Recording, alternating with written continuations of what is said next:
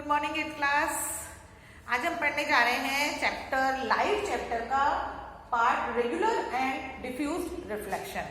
हमने पिछले वीडियो में प्लेन मिरर में किस तरह से इमेज बनती है पढ़ा था और लॉज ऑफ रिफ्लेक्शन पढ़े थे। उसमें फर्स्ट लॉ क्या था रिफ्लेक्शन का कि all incident ray and incident angle and reflected angle always is equal. Angle I and angle R always equal. और दूसरा पढ़ा था हमने incident ray, normal and reflected ray all lies on the same plane. तीनों के तीनों एक ही plane पर होते हैं। ये दो हमने इसके लॉज पढ़े थे। अब हम पढ़ रहे हैं रेगुलर एंड डिफ्यूज रिफ्लेक्शन। देखिए रिफ्लेक्शन दो तरह का होता है, एक तो होता है रेगुलर रिफ्लेक्शन, एक होता है डिफ्यूज रिफ्लेक्शन। तो देखिए कैसे होते हैं इन दोनों के दोनों। जैसे देखिए रेगुलर रिफ्लेक्शन जो होगा वो बिल्कुल हमेशा प्लेन सरफेस होगा, तभी होगा। उसमें हमेशा एंगल I जो है एंगल R के बराबर होगा। ये मान लो हमारा नॉर्मल है तो ये I है तो ये R होगा, मतलब ये एंगल और ये एंगल दोनों बराबर होंगे। इसी तरह से ये इसके ये और ये सेम होंगे बिल्कुल। इसमें सारे जो एंगल है अगर हम देखें तो एंगल I जो है हमेशा एंगल R के बराबर होगा। ये कहलाता है रेगुलर रिफ्लेक्शन। ठीक है, ये हमेशा प्लेन सरफेस में होता है। और डिफ्यूज रिफ्लेक्शन क्या कहलाता है, देखिए ये हमारे पास एक सरफेस है जो कि ऊंचा नीचा और इसमें बिल्कुल एकदम स्मूथ नहीं है सरफेस। तो इसमें जो भी इंसिडेंट रे रहेगी वो रिफ्लेक्टेड रे के बराबर जरूरी नहीं है एक ही एंगल पे हो, वो टेढ़ी बांकी भी हो सकती है क्योंकि वो एकदम प्लेन मिरर पे ना आके रफ सरफेस पे गिर रहा है। रफ सरफेस पे हमेशा डिफ्यूज रिफ्लेक्शन होगा। देखिए आपके इसमें डायग्राम में भी दे रखा है parallel incident ray produce reflected ray in all directions and parallel incident ray produce parallel reflected ray और ये प्लेन में एकदम पैरेलल होती है एक दूसरे के। ठीक है, तो इस तरह से ये होता है diffuse and regular reflection. Reflected light can be reflected again. Reflected light जो होती है वो दोबारा रिफ्लेक्ट हो सकती है। देखिए किस तरह से मल्टीपल इमेजेस बनती हैं। आपने कभी बार्बर की शॉप में आप गए हो और दोनों अगर मिरर आमने सामने हैं और आप बीच में बैठे हो तो आपको बार बार कितनी सारी इमेजेस दिखाई देंगी उसमें, है ना। One plane mirror forms only one image. However, if two or more plane mirrors are used in combination, multiple images can be formed. For example, you must have observed that in a barber's shop or in a trial room of a garment shop, you can see multiple images of yourself due to a number of plane mirrors on the walls. How does a person see the haircut at the back by using two mirrors? देखा होगा आपने barber shop में भी आमने सामने दो mirror होते हैं तो कितनी सारी इमेजेस एक दूसरे के अंदर बनती चली जाती हैं। After the hair cut the barber holds a small plane mirror behind the head of the person. The image of the back of the head is formed on the small mirror due to reflection of light. The reflected light rays from the small mirror strike the big mirror in front of the person.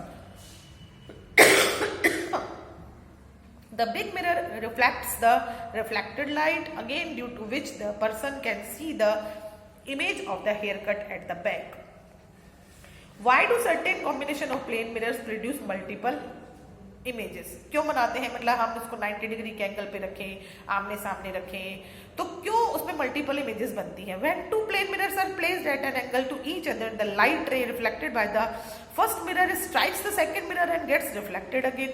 This results in two images, one formed by each mirror. क्योंकि वो उससे reflect होती है दूसरे mirror से, तो वो दूसरे मिरर की दूसरे मिरर से होती है, तो इस तरह से मल्टीपल इमेजेस बन जाती है। We can also say that the image of the object form in the first plane mirror acts as an object for the second plane mirror. The above will be clear by performing activity 4। ये देखिए किस तरह से multiple images इस activity में बना रखी है। देखिए आप सारे डायग्राम में बुक में दे रखा है ना। तो activity 4 can be concluded that multiple images of an object are formed by placing two plane mirrors at an angle. किसी भी एंगल पर अगर दो प्लेन मिरर्स को रखा जाएगा तो मल्टीपल इमेजेस बनेगी। When the angle between two plane mirrors is more than 90 degrees, two images are formed As the angle between the two plane mirrors become less than 90 degree, the number of images formed increases.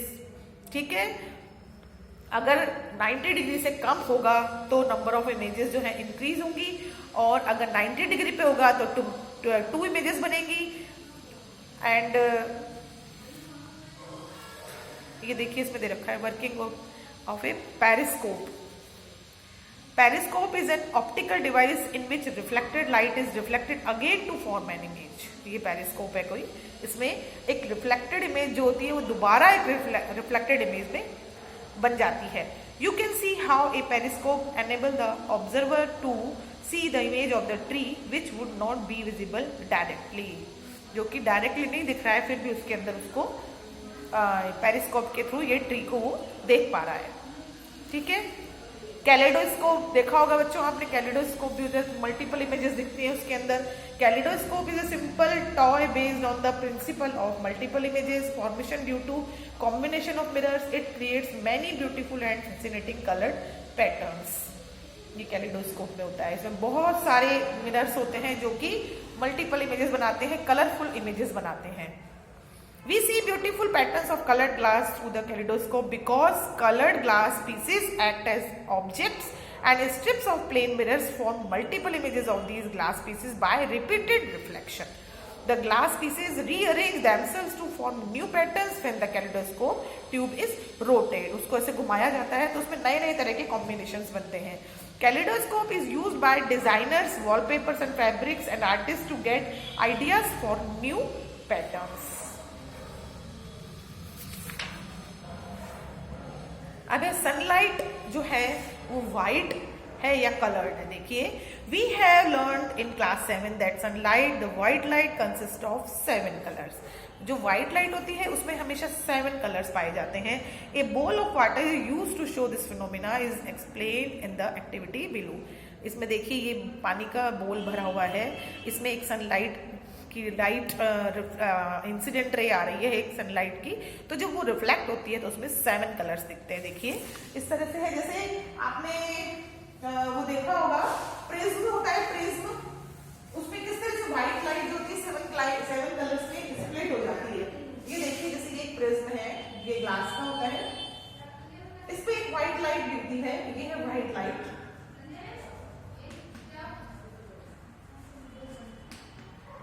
जब ये incident ray जब reflect होती है तो ये 7 colours में split हो जाती है. और इसको अगर किसी स्क्रीन पे लिए जाए तो ये 7 कलर्स होते हैं पूरे विद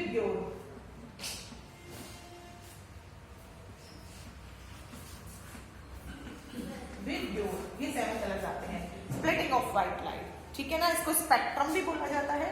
तो कोई भी व्हाइट लाइट जो होती है वो हमेशा 7 कलर्स उसके अंदर पाए जाते हैं. देखिए इसमें दे भी रखा है. Sunlight is referred to as white light.